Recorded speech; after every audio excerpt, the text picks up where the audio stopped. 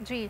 अच्छा समी इब्राहिम साहब, मैं आपसे पूछना चाहूँगी कि आप क्या समझते हैं ये एफआईआर की कॉपी के बगैर किसी वारंट के गिरफ्तारी, वो भी एक मोजेस लेफ्टिनेंट जनरल रिटायर्ड, इनकी गिरफ्तारी से मुतालिक आप क्या समझते हैं कि बगैर किसी एफआईआर की कॉपी के गिरफ्तार कर लेंगे किसी को भी?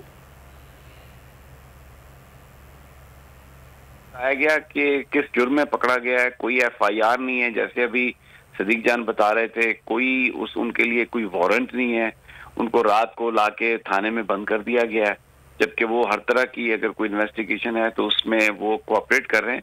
असल में वो इस हुकूमत की पॉलिसी पर तनकीद करते हैं, आइन के साथ जो खिलवाड़ हो रहा है, और फिर जो हमारी सिक्योरिटी एस्टेब्लिशमेंट है उनके किरदार के हवाले से भी जनरल अमजद शुएब बहुत ही एक बेलाग तबसरा करते हैं, और उनके नजदीक पाकिस्तान फर्स्ट ये उनकी पॉलिसी है।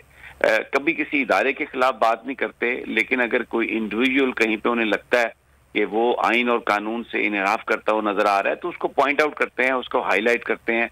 और ये वो चीजें हैं जो हुकूमत को पसंद नहीं है। और क्योंकि एक माहौल बन रहा है, आज आपने देखा है कि वहां पर जामपुर में भी पीटीआई इलेक्शन जीत गई है, जो हाई कोर्ट्स के जो इलेक्शन हुए हैं बार्स के, वहां पर भी जीत गई है। ये हुकूमत नर्वस हो गई है, वजीर दाखिला नर्वस हैं, और इन्होंने इस बुखलाहट में ये समझते हैं कि लोगों को गिरफ्तार करके जेलों में डालने से शायद ये लोगों को डराने में कामयाब हो जाएंगे। जो इस वक्त हवा इनके खिलाफ चल रही है वो रुक जाएगी। लेकिन आप मुझे बताएं, इन्होंने जिसको पकड़ा है वो जब बाहर आया है तो पहले से भी ज्यादा एडमेंट है अपने नजरियात में, अपने ख्यालात में।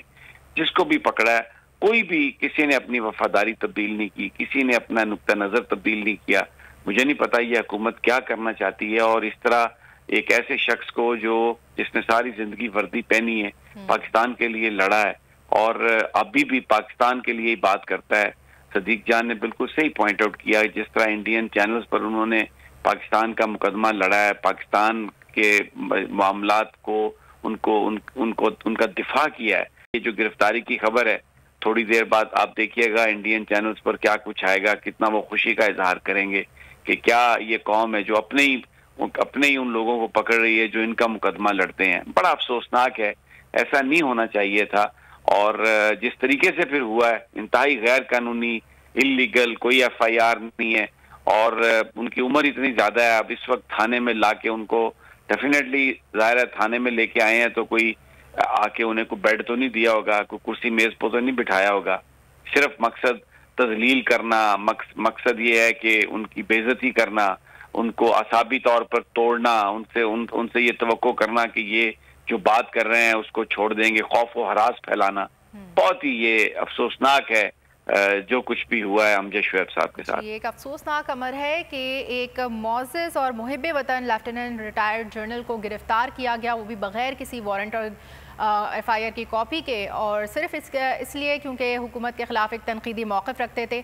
बहुत शुक्रिया समी इब्राहिम साहब, आपने अपना तज़किया पेश किया, और सिद्दीक जान, ब्यूरो चीफ इस्लामाबाद, आपने हमारे साथ बात की।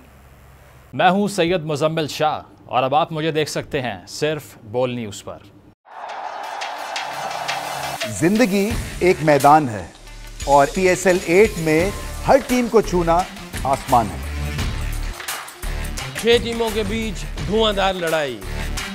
ये शोर ना लड़ाई का है ना डर का, ये शोर है जीत का, ये शोर है जुनून का। खेल का जुनून रोजाना रात 11 बजे सिर्फ बोल न्यूज पर।